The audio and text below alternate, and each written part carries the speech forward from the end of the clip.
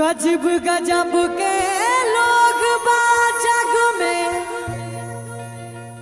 स्वार्थी भइल समाज हो। दुख में कहाँ बा केहू संगतिया, ए दुनिया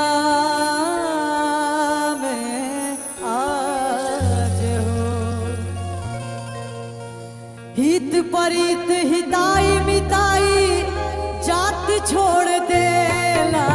हित परित हिताई मिताई जात छोड़ देला। जब समय होला कमजोर, जब समय होला कमजोर तो हर केहू साथ छोड़ देला।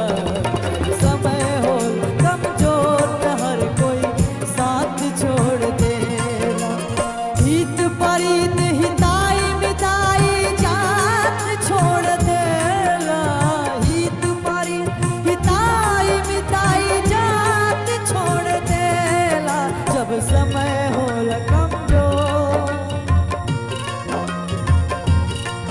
जब समय होला कमजोर तो हर कोई साथ छोड़ देला।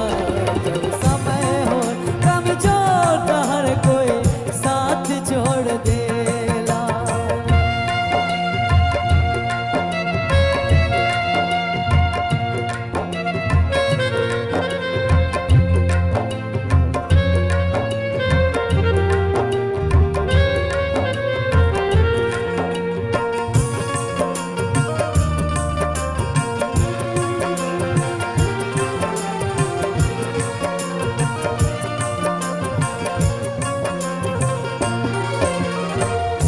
बनला के 10 गो साथी, बिगड़ला के केहू ना।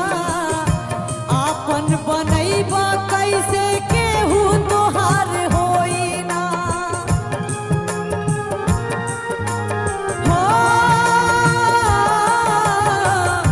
बनला के 10 गो साथी, बिगड़ला के केहू ना।